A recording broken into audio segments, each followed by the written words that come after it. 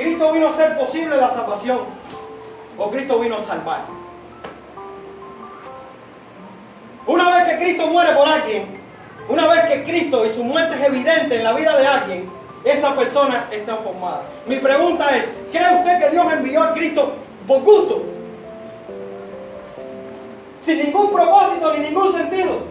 Si vemos todas las verdades de lo que pasa en la cruz y de lo que pasa en la resurrección de Cristo, nosotros nos convencemos, sin tener que leer ningún estudio teológico, de que Cristo murió por su pueblo, de que Cristo murió por aquellos beneficiarios de ese pacto.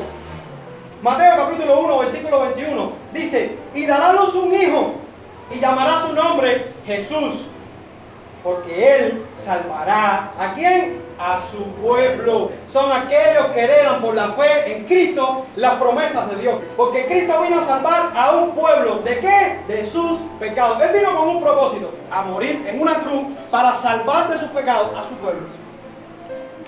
¿Todos han sido salvados de pecado? ¿Y aquellos que se han ido sin Cristo y no han sido salvados de pecado, habrán recibido sus beneficios de la cruz? Cristo vino a librar a los creyentes del dominio del diablo. Dice Hebreos capítulo 2, versículos del 14 al 16. Así que por cuanto los hijos participaron de carne y sangre, Él también participó de lo mismo, para destruir por medio de la muerte al que tenía el imperio de la muerte, esto es al diablo, y librar a todos los que por el temor de la muerte estaban durante toda la vida sujetos a servidumbre. ¿Y qué hacía el diablo con nosotros, hermano? Nos tenía encarcelados al pecado. Y Cristo, una vez que muere, su efecto impacta la vida de aquellos por los que mueren. Y son librados de la esclavitud del pecado. Cristo vino a justificar a los creyentes. Dice la Biblia en Isaías 53:11, verá el fruto de la aflicción de su alma y quedará satisfecho por su conocimiento. Justificará mi siervo justo a muchos y llevará las iniquidades de ellos. La justicia que nos tocaba a nosotros y la muerte que nos tocaba a nosotros era la cruz. Y Cristo, cuando está en la cruz, está recibiendo el castigo de Dios. Y ese castigo de Dios que recibe, ante la ley de Dios, declara y testifica de que somos inocentes. El mundo experimenta eso, no solamente los que creen. Cristo vino con un propósito, purificar los pecados, y su propósito lo va a cumplir fielmente. Porque Dios lo cumplirá y Él lo cumplirá. Hay garantía de que lo cumpla. Entonces, ¿habrá muerto por todos? ¿Cuál es el efecto de la muerte de Cristo? Santidad, reconciliación con Dios, amistad con Dios. ¿Todo el mundo es santo? ¿Todo el mundo es reconciliado con Dios? ¿Y por qué hay gente que va al infierno? Y cuando decimos que Cristo murió, estamos diciendo que sí, murió, pero murió con un propósito. Y su propósito se cumplirá o se quedará a media. Ya el hombre está condenado anteriormente. Cristo vino para dar vida eterna. ¿Y quién puede experimentar la vida eterna sino aquel que experimenta la muerte de Cristo? ¿Cómo Cristo va a morir por alguien que no cumplió su propósito? El Espíritu Santo nos sella. El Espíritu Santo nos santifica.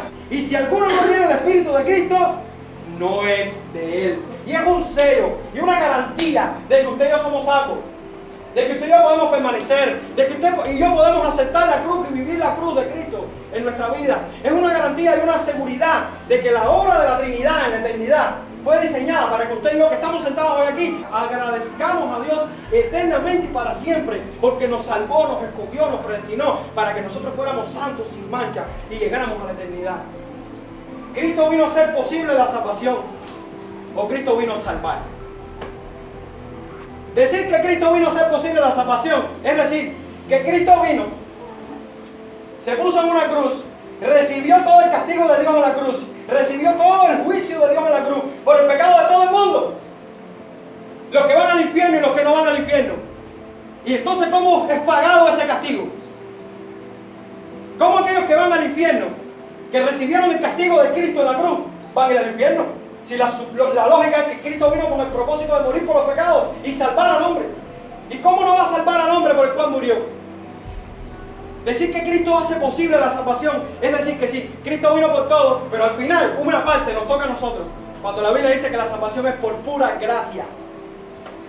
No es por obra, para que que nadie se gloríe, es por medio de la fe. Sí, la fe es el instrumento que Dios usó, pero la fe no es una obra, porque la fe es un don de Dios también. Pero sí tenemos que entender y tener claro que cuando Cristo murió, para salvar, asegurar lo que se planificó en la eternidad. Esto es una cuestión de eternidad. Y no nos da la garantía para nosotros creer que porque somos escogidos podemos vivir como quiera. No, mentira. Aquellos escogidos se arrepienten y lloran por su pecado, porque entienden que no merecen a Dios. Y valoran tanto su amor. La salvación es por fe, por creer en Cristo. La salvación es por fe. Y la garantía de esa salvación es que fuimos escogidos desde la eternidad. La preocupación debe ser, ¿tengo fe?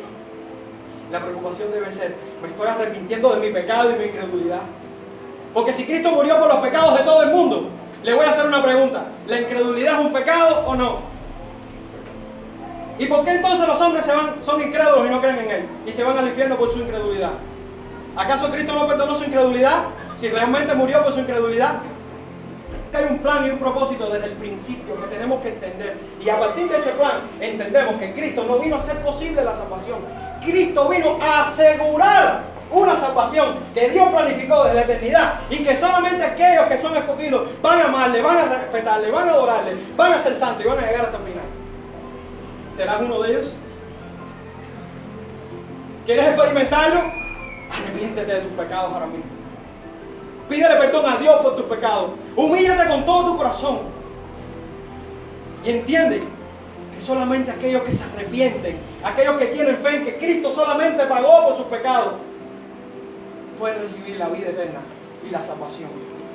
Y es el llamado a nuestras almas todos los días, aunque seamos cristianos, a arrepentirnos, a ver nuestra miseria en el corazón, a ver nuestras rebeliones en el corazón y entender cuán pecadores somos y cuánto necesitamos de Él.